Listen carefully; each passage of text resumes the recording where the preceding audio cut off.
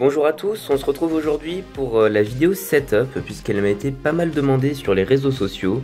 Alors j'ai déménagé il y a 3 ou 4 mois sur Paris pour pouvoir venir travailler sur Paris tout simplement, donc dans un 2 pièces.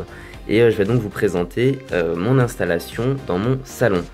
Alors c'est parti, donc je vais d'abord vous présenter le coin multimédia. Voilà, donc avec la télé et les enceintes autour. Donc c'est une télé Samsung en 1080p simplement, dalle LCD, rétroéclairage LED, télé connectée. Voilà, un grand classique. C'est une télé qui fait 50 pouces si je dis pas n'importe quoi, elle fait 127 cm de diagonale. Mais je suis en train de regarder pour passer éventuellement sur une télé OLED, donc de chez LG, ou pourquoi pas les nouvelles QHD, QLED, les nouvelles QLED en fait de Samsung. Donc je suis en train de regarder pour une nouvelle télé. Ensuite avec ça on a les deux enceintes Devialet Fantôme, donc j'en avais déjà parlé sur les réseaux sociaux.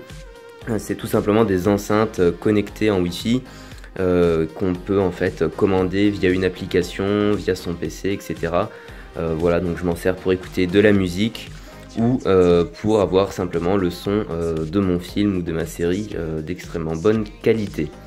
Alors tout ça est alimenté avec un onduleur. Donc un onduleur c'est quoi?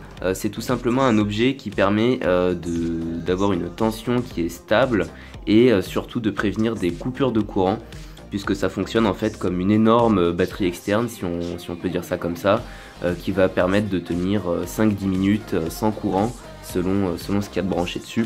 Donc ça permet surtout en fait de protéger le matériel, puisque voilà, avec les enceintes Devialet, la télé, le NAS, etc. c'est quand même du matériel assez sensible et assez coûteux, donc j'ai pas envie qu'il y arrive de soucis. Donc c'est un onduleur 1500 VA de chez FSP. Alors ensuite dans le meuble télé, on va retrouver à gauche donc le contrôleur pour les enceintes Devialet. Ensuite un petit switch RJ45, la box SFR donc qui me permet d'avoir la fibre dans l'appartement, donc la fibre 400 mégas. Ensuite, on arrive sur le NAS, donc que je vous ai déjà présenté en vidéo, le TS451+, qui est donc un NAS 4B. Voilà, donc j'ai 16 Tera à l'intérieur, donc ça me permet de stocker tous mes films, toutes mes séries et tous mes rushs YouTube. Donc comme vous pouvez le voir ici sur la télé, j'ai Plex d'installer. Donc Plex qui est une application qui permet de regrouper en fait tous vos films tout en mettant en fait les petites miniatures, les petits résumés, etc. Donc c'est vraiment extrêmement pratique. Moi je suis tombé amoureux de Plex en fait depuis que je l'ai. C'est vraiment ultra pratique. Alors ensuite pour ici c'est à peu près tout. Le NAS, voilà, là rien de très intéressant. On va tomber donc sur le canapé, etc. pour être bien installé. Voilà, pour ceux que ça intéresse, tout ce qui est rideau, coussin, canapé, etc. ça vient de chez Madura. Donc je vous laisse aller regarder, il y a des choses qui sont pas mal en déco, voilà, mais on va pas s'éterniser là-dessus. Et le plus important, voilà, donc le coin gaming, travail, etc. Voilà, donc vous connaissez à peu près ce que j'ai. Mon PC, pour ceux qui connaissent pas, pour faire simple, c'est un PC avec un 5960X et un SLI de 980 Ti. Voilà, avec un water cooling custom sur le processeur. Donc le tout est dans un Mastercase Pro 5. Comme vous le voyez ici, j'ai pu mettre en fait la vitre en verre trempé en option qui m'a été donnée par Cooler Master.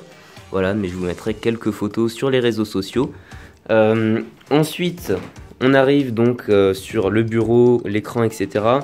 Donc le micro, c'est un micro Blue Spark Digital, voilà, que je vous ai déjà présenté en vidéo. Ensuite, au niveau du casque, j'utilise le MMX 300 donc de chez Beyer Dynamics. Vous pouvez apercevoir au fond une paire de Gunnar, donc les lunettes anti-fatigue.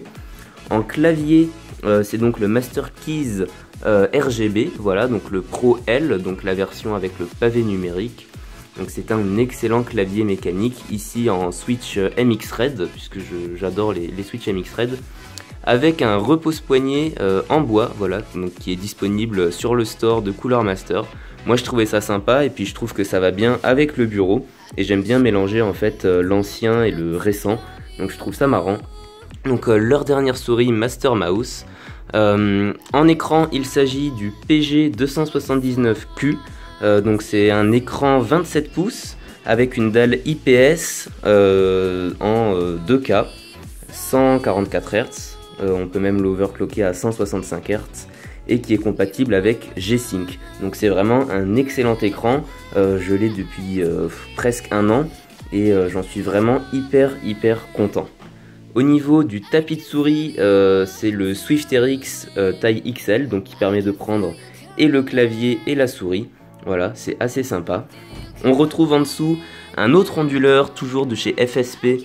Il s'agit du EP2000, donc c'est exactement le même que j'ai sur la télé, sauf qu'en fait c'est un 2000 VA, donc qui a un petit peu plus de capacité. Juste à côté, vous pouvez voir un petit disque dur externe de 5 Tera. La boîte qui est ici, c'est simplement pour ranger tous les câbles. Voilà, donc dedans il y a des multiprises, des choses comme ça. Donc tout un bazar de câbles. Enfin, un setup ne serait pas bon sans un bon fauteuil. Donc ici j'ai le Noble Chair Epic, donc en noir et rouge. Voilà, donc ça je vous ferai une vidéo dédiée, mais je vous ai déjà fait pas mal de photos sur les réseaux sociaux. C'est vraiment un excellent fauteuil et qui est surtout très beau. Enfin moi je trouve par rapport aux autres fauteuils qui existent que c'est vraiment pas mal.